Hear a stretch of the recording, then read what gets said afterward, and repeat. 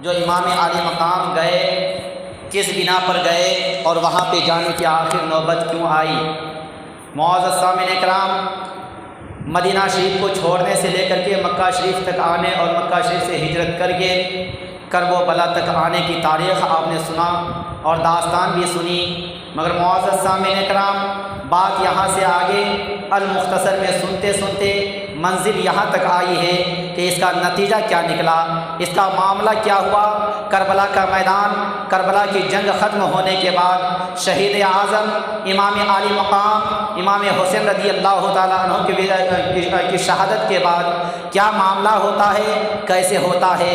معاملہ اور بات یہاں سے شروع ہوتی ہے کہ جب یزیدیوں نے ہمارے آقا و مولا امام عالی مقام امام حسین رضی اللہ تعالیٰ عنہ کو شہید کر دیتا ہے تو وہ یزیدیوں کو بھی پتہ تھا کہ امام عالی مقام سے یا خاندان امام عالی مقام سے یا ان کے دوست و یار سے مقابلہ کرنا اتنا آسان نہیں، اسی لیے تو 72 کے سامنے میں 22,000 کو سامنا کیا تھا۔ اس کے باوجود بھی یہ معلوم تھا کہ اگر ہم امام عالی مقام کو دھوکہ نہ دیں تو یہ قیامت تک لڑتا رہے گا، مگر ان سے جتنا کوئی آسان نہیں، ان سے جتنا اتنا آسان نہیں، مگر ہاں ان کو ہرانا بھی اتنا آسان نہیں، بلکہ یہ سب کو ایک ایک قتل کر کے جہنم میں پہنچا دیں گے، مگر ان کو قتل کرنا اتنا آسان نہیں۔ لہٰذا یہی وجہ تھی، یہی معاملہ تھا کہ 10ویں محرم جمعہ کے دن 61 ہجری کو وقت عصر کا وقت تھا، جب امام عالی مقام کے کان مبارک میں حی علی الصلاۃ حی علی الفلاح کی صدائیں گونجتی ہیں تو فوراً آپ تلوار نیچے رکھ دیتے ہیں،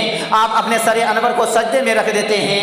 مگر جب ان یزیدیوں نے پلیدیوں نے دیکھا کہ اب تک تو ہم نے جیت نہیں پایا، مگر موقع یہی ہے اگر امام عالی مقام کو سجدے میں اگر ہم نے قتل کر دیا، شہید کر دیا تب تو کر دیا، نہیں تو یہ ہماری پوری نسلوں کو تباہ و برباد کر کے رکھ دے گا، صرف ہماری ان فوجوں کو نہیں بلکہ پوری نسلوں کو تباہ و برباد کر کے رکھ دے گا، قتل عام کر کے رکھ دے گا، مگر ان سے مقابلہ کرنا آسان نہ ہوگا، ان سے جتنا آسان نہ ہوگا۔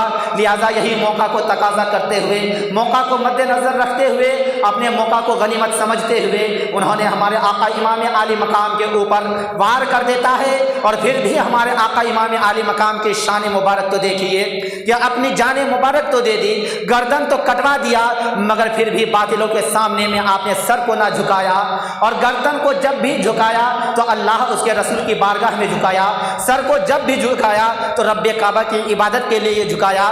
اسی لیے تو امام عالی مقام کا سر سجدے میں گیا تب کٹا، کیونکہ انہوں نے دوسروں کے سامنے کبھی جھکایا نہ تھا۔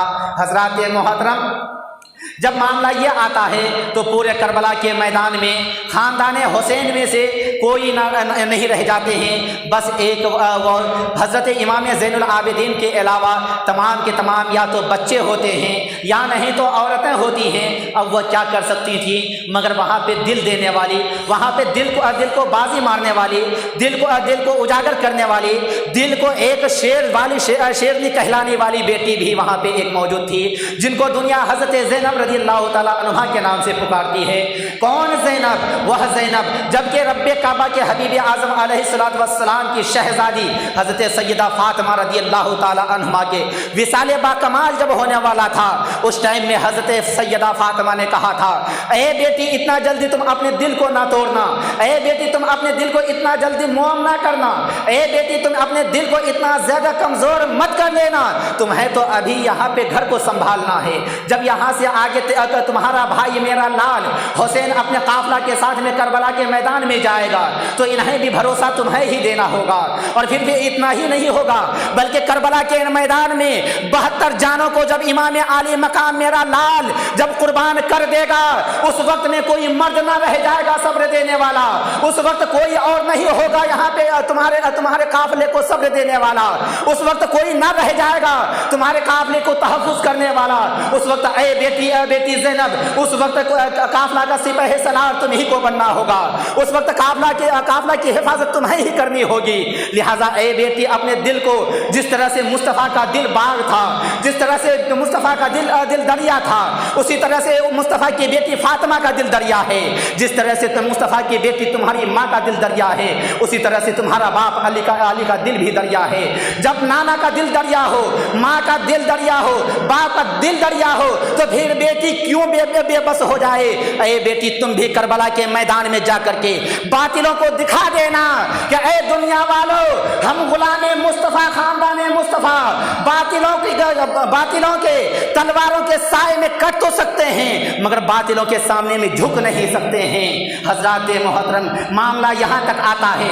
यहाँ पे आने के बाद होता क्या है, इमाम आले मकाम तो शहीद हो जाते हैं। अब ये लोग तो थके हुए थे, यजीदी फौजें, जब यजीदी फौजें थके हुए थे, सब खुशियाँ मना रहे थे जंग वहाँ पे करबला के मैदान में, और सब खाने पीने के एहतमाम में लगे हुए थे।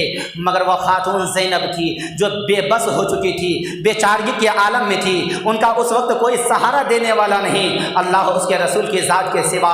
हजरात मोहतरम, हज़रत सैयदा ज़ैनब एक तरफ उधर 72 लाशों को जानों को देख रही हैं, एक तरफ अपने भाई प्यारे भाई इमाम आले मकाम के तन को देख रही हैं।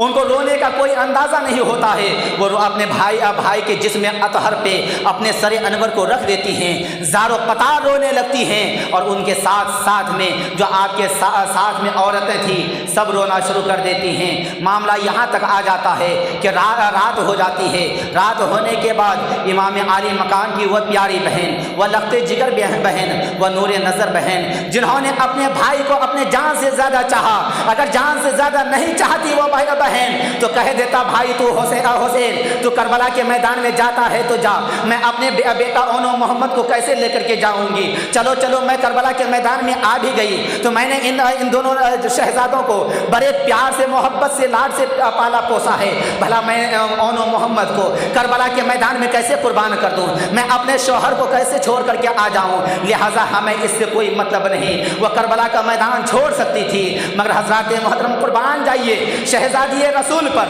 कुर्बान जाइए नवासी रसूल पर, कुर्बान जाइए शहजादी फातिमा ज़हरा पर, कि फातिमा ज़हरा ने वह दूध पिलाया, फातिमा ज़हरा ने अपनी औलादों को वह खून को दूध की शक्ल में पिलाया कि ए बेटी ज़ैनब, तुम्हारी जान जाए तो चली जाए, मगर मुस्तफ़ा का दिया हुआ ईमान ना जा पाए। हजरात मोहतरम, इतना कहना होता है। फिर आइए करबला का मंजर देखिए। करबला का मंजर होता क्या है, जब तमाम शोहदाए कराम, शोहदाए करबला शहीद हो जाते हैं, वह सब यजीद पलित करते क्या हैं, अपने तमाम के तमाम कातिलों को एक जगह इकट्ठा करता है। इकट्ठा करने के बाद सबों के जनाजे को पढ़ करके सबों को दफन कर देता है।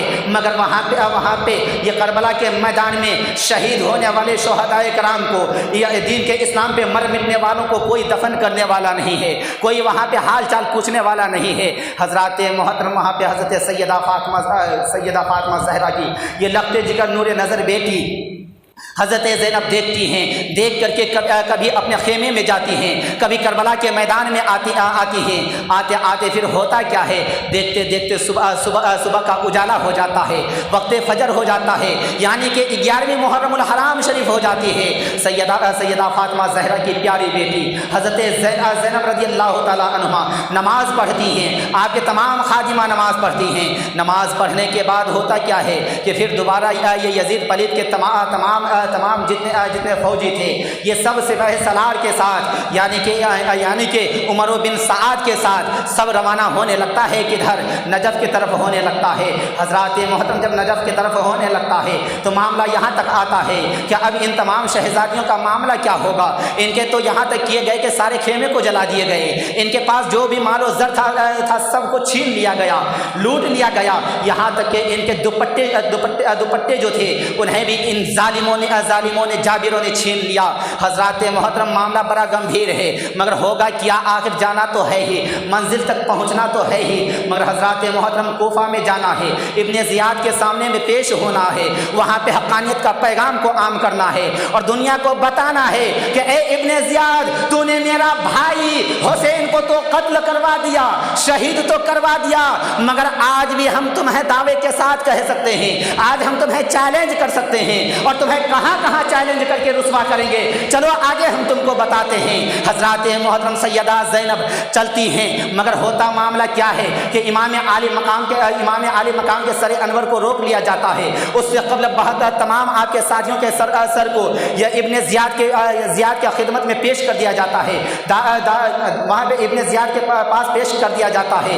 अब जब यहाँ पे खोली हज़रत इमाम आली मकाम के सर अनवर को लेकर के जाता है तो जाते जाते रात काफ़ी हो जाती है, जिसके बिना पे वहाँ पे इब्ने ज़ियाद का जो हुकूमत का घर था, यानी कि जो सरकारी मकान था वह बंद हो चुका था। जब बंद हो चुका था अब वह सर अनवर को यानी कि सर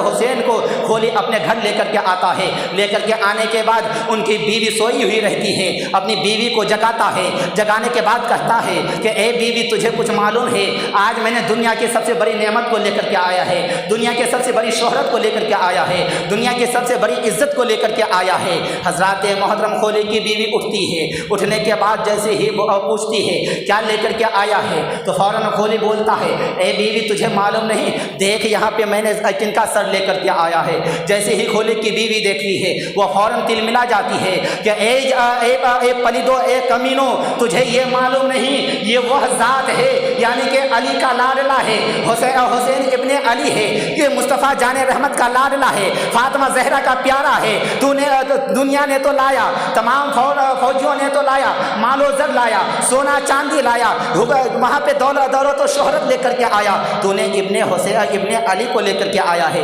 इब्ने अली के गर्दन को लेकर के आया है, इब्ने अली के सर को लेकर के आया है। हजरत मोहतरम वहाँ पे खोली की बीवी वहीं पे जलाल में आती है, इश्क़ मुस्तफ़ा में आकर के फौरन वह अपने शौहर को कहता है कि आज से तेरा मेरा कोई रिश्ता नहीं है, लिहाजा वो घर से निकल जाती है। बिस्तर बेचारे का वैसा ही रह जाता है। देख इन कमीनों का क्या हाल हुआ, जो कमीनपन दिखाएगा उनका कमीना हाल होगा। सिर्फ इतना ही मामला नहीं होता है, यहाँ से वो फिर दोबारा सुबह होती है, यानी कि 12वीं मुहर्रमुल हराम शरीफ होती है। वो खोली वो सर अनवर को फिर उठाता है, बहुत ही बेहतरीन से सजा करके इब्ने ज़ियाद के पास लेकर के जाता है। इब्ने ज़ियाद के पास लेकर के जाने के बाद देखिए हजरत मोहतरम, यहाँ पे गौर करने का मकाम है। भले जालिम कितनों ही जालिम व जाबिर हो, मुखालिफिन कितनों ही जालिम व जाबिर हो, मगर हक़ की आवाज़ कभी न कभी उनकी ज़बान से अल्लाह ताला निकाल ही देता है। हज़रत मोहतरम खोली जाता है। जाने के बाद इब्ने ज़ियाद के पास में हमारे आका इमाम आली मकाम के सर अनवर को पेश करता है। पेश करने के बाद खोली खुद कहता है कि या मेरे हाकिम, ए मेरे बादशाह, देखिए मैंने किस शख्सियत के सर अनवर को लेकर के आया है, जिसको मदीने के ताजदार चुमा करते थे, जिनको दोनों जहां के मालिक मुख्तार चुमा करते थे, अपने गोदे मुबारक में बैठाया करते थे, अपने जांगे मुबारक में बैठाया करते थे, अपने कंधे मुबारक पे उन्हें घुमाया करते थे। हजरत मोहतरम इब्ने ज़ियाद गुस्से में आ जाता है, कहता है कि अबे जब ये इतना खूबसूरत था, इतना हसीन व जमील था, इतनी बड़ी शख्सियत थी, तो इसे तूने कत्ल किया क्यों? इसका मतलब ये है कि तू इससे मोहब्बत करता है, तू यहाँ पे मारो दौलत के हिर्स में आया है, मालो दौलत के लालच में आया है। लिहाजा इब्ने ज़ियाद करता क्या है, खोली को वहीं पे कत्ल करवा देता है, खोली को वहीं पे ज़बह करवा देता है, उन्हें जहन्नम में पहुंचा देता है। हज़रत मोहतरम इमाम आली मकाम इमाम हुसैन अलैहिस्सलातु वस्सलाम से कोई भी जंग करे, कोई भी मुकाबला करे, उनसे मुकाबला करना, जंग करना, लड़ाई करना तो आसान है, मगर उनका बदला चुकाना इतना भारी है, इतना भारी है कि दुनिया तबाह हो बर्बाद हो जाएगी, मगर इमाम आली मकाम का बदला अदा नहीं हो पाएगा। एक हुसैन को तुमने मारा है, एक हुसैन को करबला के मैदान में तुमने शहीद किया है। देख दुनिया के हर गली में, हर कोचे में, हर मोहल्ले में एक नहीं हजारों हुसैन नजर आते हैं। हजरत मोहतरम तुमने हुसैन को मिटाने की कोशिश की थी, यजीदियों ने हुसैन को मिटाने की कोशिश की। हुसैन तो उस दिन भी जिंदा था जिस दिन शहीद किया गया था, और आज भी जिंदा है, क़यामत तक जिंदा रहेगा। यजीद उस दिन तो बज़ाहिर हाल में जिंदा था, मगर आज यजीद का नाम और निशान नहीं है। अगर आज कोई गुलाम मुस्तफ़ा यजीद का नाम लेता है तो उन्हें बदतर कह करके लेता है, बदबख्त कह करके लेता है, कमीना कह करके पुकारता है, कुत्ता कह करके पुकारता है, खिंजीर कह करके पुकारता है, यानी कि हमेशा गलत शब्द से पुकारता है, हमेशा उसके लिए बद्दुआ ही करता हुआ नजर आता है। मगर इमाम आले मकाम का नाम देखिए हजरत मोहतरम بھلے کسی نے امام عالی مقام کا نام جانا ہو یا نہ جانا ہو، کربلا کا میدان کا یاد جیسے ہی آتا ہے حسین یاد آ جاتے ہیں، جیسے ہی محرم الحرام کا نام آتا ہے فوراً حسین یاد آ جاتا ہے۔ اور اکثر و بیشتر قوم مسلم میں دیکھا کیا گیا ہے، جیسے محرم الحرام شریف کا مہینہ آتا ہے، اگر اس مہینے میں کسی کے ہاں بیٹا پیدا ہو جاتا ہے تو بغیر کچھ سوچے سمجھے، بغیر کچھ ذہن و فکر میں لیے ہوئے فوراً اس بیٹا کا نام حسین رکھ دیا جاتا ہے۔ کیوں رکھ دیا جاتا ہے؟ اس وجہ سے کہ جب میں اپنے لال لختے جگر نور نظر ہم اپنے بیٹا حسین کو دیکھیں گے، کربلا کا میدان یاد آئے گا، کربلا کا منظر یاد آئے گا، نواسائے رسول یاد آئے گا، شہزادہ علی یاد آئے گا، لختے جگر فاطمہ زہرا یاد آئے گا۔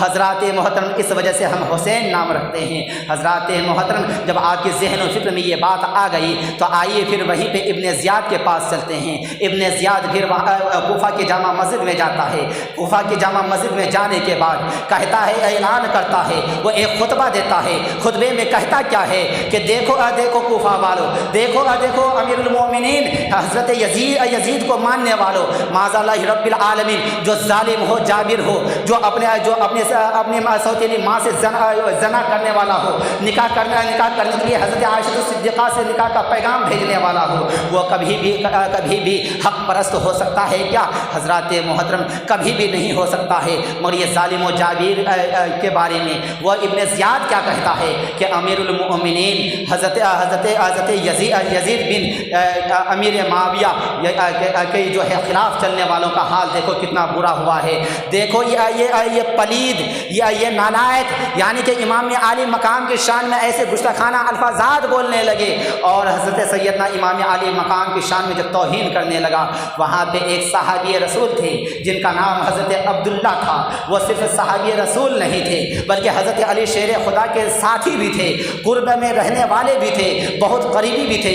جب انہوں نے سنا، وہ آنکھوں میں ان کی بینائی نہیں تھی، مگر انہوں نے کہا، اے ابن زیاد، تو اتنا بڑا ظالم ہو گیا، جو جن کے دل میں عشق مصطفیٰ تھا، جن کے دل میں دین مصطفیٰ کی محبت تھی، جنہوں نے دین کے لیے خود بھی لٹ گیا، اپنی اولادوں کو بھی لٹا دیا، اور اے نالائق ابن زیاد، تو نے علی ابن حسین کو بھی شہید کروا دیا، حسین ابن علی کو بھی شہید کروا دیا، اور پھر تو جابر انہیں کہتا ہے، ظالم انہیں کہتا ہے، بلکہ تو ظالم ہے، اللہ تجھے معاف نہ کرے گا، تجھے سخت سے سخت سزا دے گا۔ حضرات محترم، ابن زیاد کہتا ہے کہ اگر تو یہاں پہ بوڑھا نہ ہوتا، تو یہاں پہ کمزور ناتواں نہ ہوتا، تو تجھے میں یہیں پہ قتل کروا دیتا۔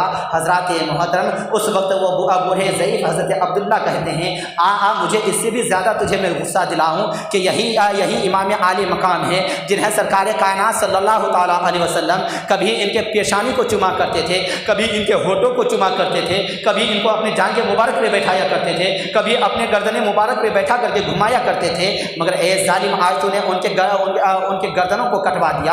اے ظالم، آج تو انہی ہونٹے مبارک کو تو اپنے ڈنڈے سے چھیڑخانی کر رہا ہے، ان کے دانت مبارک کو جن کو پیغمبر اعظم نے چوما ہے، اسے تو اس طرح سے بدتمیزی سے یہ کر رہا ہے۔ حضرات محترم، بہرحال معاملہ یہ سارا ہوتا ہے، اسی کے ساتھ ساتھ جب وہ جلسہ ہوتا ہے جہاں پہ سر حسین کو رکھا جاتا ہے، یعنی کہ ابن زیاد کے سامنے میں، وہاں پہ تمام خاندان رسول اور تمام جتنے بھی شہدائے کرام کے خاندان میں سے گھر اہل و عیال تھے، سب وہاں موجود تھے۔ ان کمینوں کی اور کسی پہ نظر نہیں جاتی ہے، اگر نظر جاتی ہے تو دو ہی ذات پہ جاتی ہے، یا تو امام زین العابدین کے اوپر جاتی ہے، یا سیدہ طاہرہ طیبہ حضرت زینب رضی اللہ تعالی عنہما کے اوپر جاتی ہے۔ حضرات محترم، وہاں پہ سیدہ زینب کے بارے میں وہ نالائق پوچھتا ہے کہ یہ کون ہے؟ حضرات محترم، وہاں پہ حضرت سیدہ خاموش رہتی ہیں، پھر دوبارہ پوچھا جاتا ہے یہ کون ہے؟ پھر خاموش رہتی ہیں، پھر دوبارہ جب پوچھا جاتا ہے، پھر اس وقت حضرت سیدہ طاہرہ طیبہ زینب رضی اللہ تعالی عنہا اپنے جاہ و جلال کے ساتھ بولتی ہے کہ اے یزیدوں کے کتے، سن، میں یہی حسین کی بہن زینب ہوں، فاطمہ کی بیٹی زینب ہوں، علی کی بیٹی زینب ہوں، محمد عربی کی نواسی زینب ہوں، بول تو کیا بولنا چاہتا ہے؟ حضرات محترم، اتنا کہنا کہنا ہوتا ہے۔ ابن زیاد کہتا ہے کہ تیرے خاندان لٹ گئے مگر تیری آواز میں دباؤ نہیں آئی ہے، تیرے خاندان تباہ و برباد ہو گئے مگر تو اب تک نہیں جھکی ہے۔ اس وقت زینب فرماتی ہے کہ اے یزیدوں کے غلاموں سن لے اور کان کھول کر کے سن لے، صرف حسین ابن علی نہیں، اگر اس کے آگے بھی پورے خاندان بھی لٹانا پڑے مجھے تو میں لٹا دوں گی مگر مصطفیٰ کے دین کو بچا کر کے رہوں گی۔ مجھے اگر اپنے آپ کو لٹانا پڑے تو میں لٹ جاؤں گی مگر مجھے حسین کے دیے ہوئے دین کو بچانا ہے، حسین کے دیے ہوئے وچن کو باقی رکھنا ہے، حسین کے بتائے ہوئے پیغام کو بچا کر کے رکھنا ہے۔ اور اتنا ہی نہیں بلکہ تو جتنا چاہے ظلم و ستم ڈھالے مگر ہم دین سے پھرنے والوں میں سے نہیں، حضرات محترم، اور ہم تیرے سامنے میں جھکنے والوں میں سے نہیں۔ جب معاملہ یہاں تک آتا ہے پھر دوبارہ ہوتا کیا ہے کہ وہاں پہ جب ایسے سارے حالات ہوتے ہیں، ہونے کے بعد معاملہ یہاں تک آتا ہے کہ ان لوگوں کے جیل کے کالی کوٹری میں بند کر دیا جاتا ہے۔ اور حضرات محترم معاملہ یہاں تک آتا ہے چند دنوں تک وہاں پہ رکھا جاتا ہے، وقت آیا تک موقع ملا تو کچھ کھانے پینے کے لیے کئی دنوں کے بعد دے دیا، نہیں تو کوئی بات نہیں ہے۔ حضرات محترم اسی طرح سے حضرت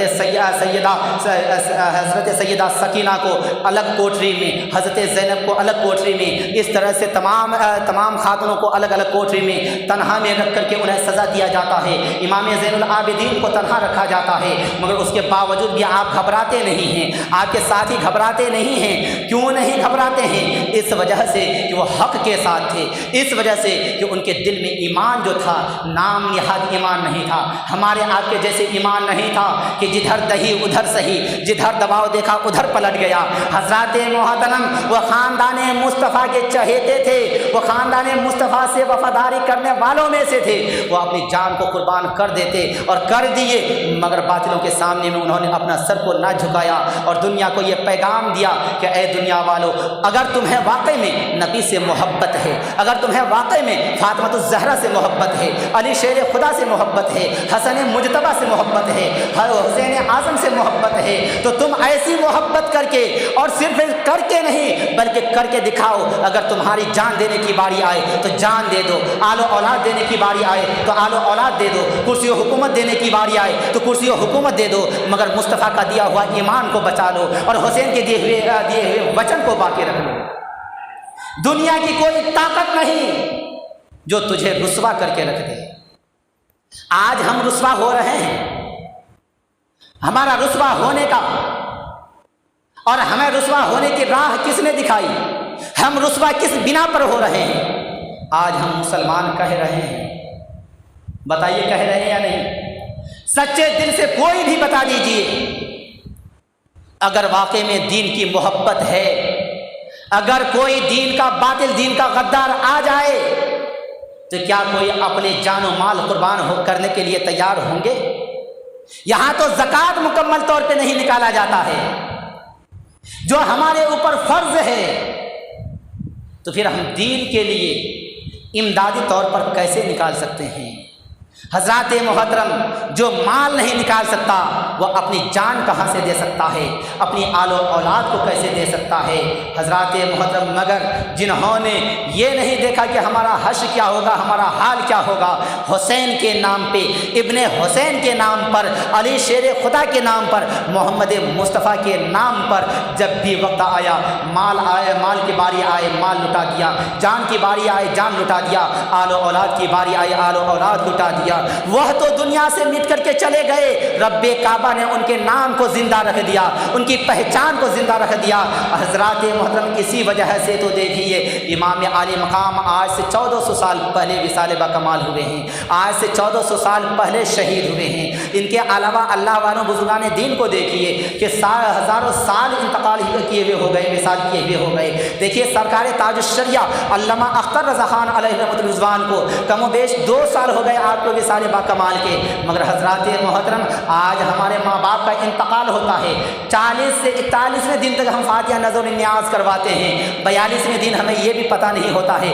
کہ میرا باپ کون تھا، میرا باپ کہاں تھا، میرے باپ نے میرے لیے کیا کر کے گیا ہے۔ مگر دیکھیے اللہ والوں کی شان، علامہ اختر رضا خان علیہ رحمۃ الرضوان کی پہچان کہ صرف ہندوستان نہیں، صرف بگڑی والے نہیں، بلکہ ہندوستان پاکستان نہیں، آج کی تاریخ میں پوری دنیا علامہ اختر رضا خان کو को सरकार ताजुश्शरिया के नाम से जानती और पहचानती है। और सिर्फ जानती और पहचानती नहीं, हज़रात मोहतरम आपको अगर यह मालूम ना हो तो अल्लामा अख्तर रज़ा खान अलैहि रहमतुल्लाह के बारे में सरकार ताजुश्शरिया की पहचान सिर्फ एक शब्द से और उनके मुहिब्बीन की पहचान एक शब्द से मैं आपको करवा दूं कि सरकार ताजुश्शरिया मुफ्ती अख्तर रज़ा खान अलैहि रहमतुल्लाह की जो जनाजा रखा गया था, जिस गाड़ी के ऊपर रखा गया था, हज़रात मोहतरम उस गाड़ी को जब जनाजा मदफन करने के बाद तकरीबन महीना 2 महीने के बाद या 6 महीने के बाद जब उस गाड़ी को गाड़ी वाले बेचने का इरादा किया तो हज़रात मोहतरम वहाँ पे दाम नहीं लगाया। गाड़ी वाले ने कहा जो कीमत दे देगा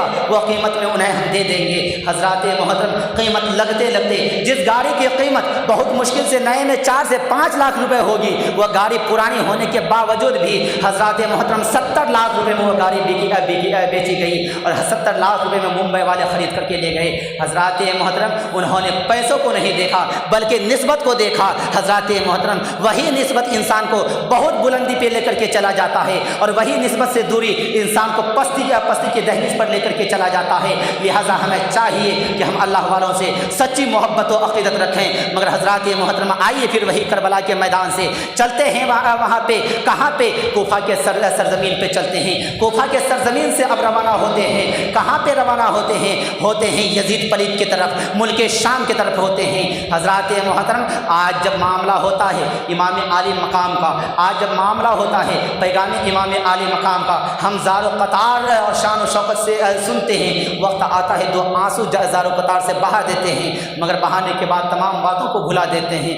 मगर जब वहाँ से कोफा से इमाम आली मकाम के सरे अनवर को कोफा शाम की तरफ ले जाया जाता है, यजीद पलीद की तरफ ले जाया जाता है, अब मामला ये रह जाता है कि वहाँ पे करबला के मैदान में जो 72 तने थी वह तन का हुआ क्या? हज़रात मोहतरम वहीं पे एक ग़ुलाम मुस्तफ़ा नहर फ़रात के किनारे में अपनी ज़िंदगी को बसर कर रहा था। देखा यजीदियों ने अपने तमाम साथियों को दफन कर दिया, मगर ग़ुलाम हुसैन को छोड़ करके गया है।